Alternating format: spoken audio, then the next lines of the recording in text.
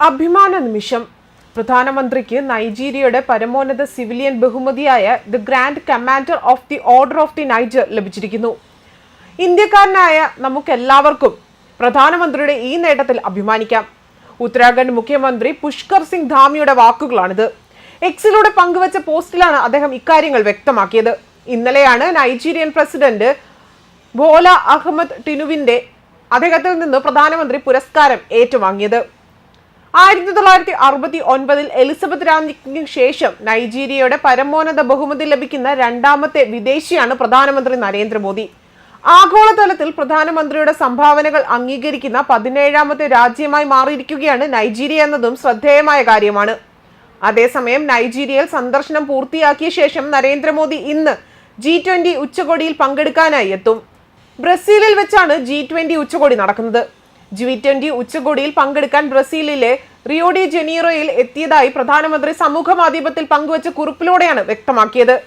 വിവിധ ലോക നേതാക്കളുമായി ഫലപ്രദമായ കൂടിക്കാഴ്ചകൾ നടത്തുന്നതിന് വേണ്ടി കാത്തിരിക്കുകയാണ് എന്നും അദ്ദേഹം എക്സിൽ പങ്കുവച്ചിട്ടുണ്ട്. വിദേശകാര്യ മന്ത്രാലയവും ഇത് സംബന്ധിച്ച പോസ്റ്റ് സമൂഹ മാധ്യമത്തിൽ പങ്കുവച്ചിട്ടുണ്ട്.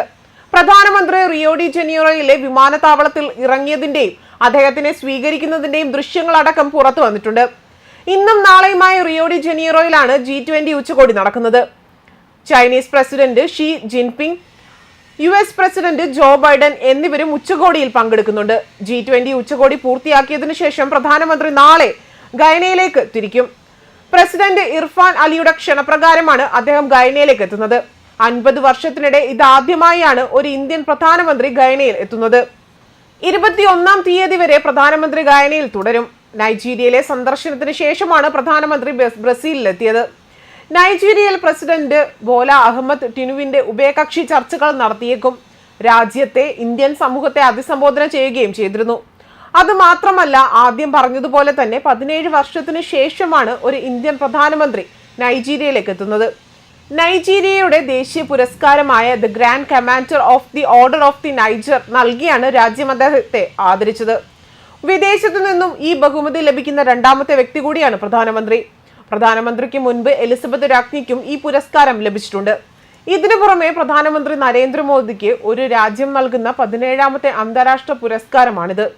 അതേസമയം 2002 ഗോത്ര സംഭവവുമായി ബന്ധപ്പെട്ട് പുറത്തിറങ്ങിയ ദ സബർമതി റിപ്പോർട്ട്സ് പിന്തുണയുമായി പ്രധാനമന്ത്രി നരേന്ദ്രമോദി രംഗത്ത് വന്നിരുന്നു. സാധാരണക്കാർക്ക് കാണാനാകുന്ന വിധത്തിൽ സത്യങ്ങൾ പുറത്തു വരുന്നത് നല്ലതാണെന്നാണ് മോദി ട്വിറ്ററിൽ കുറിച്ചത്.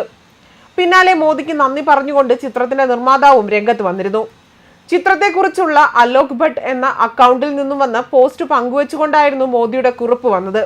സാധാരണക്കാർക്ക് കാണാനാകുന്ന വിധത്തിൽ ഈ സത്യം പുറത്തു വന്നത് നല്ലതാണ് എന്നും വ്യാജ ആഖ്യാനങ്ങൾക്ക് പരിമിതിയിൽ കാലത്തേക്കും മാത്രമേ നിലനിൽക്കൂ എന്നും ഒടുവിൽ വസ്തുതകൾ പുറത്തു വരിക തന്നെ ചെയ്യുമെന്നും അദ്ദേഹം കുറിച്ചിരുന്നു.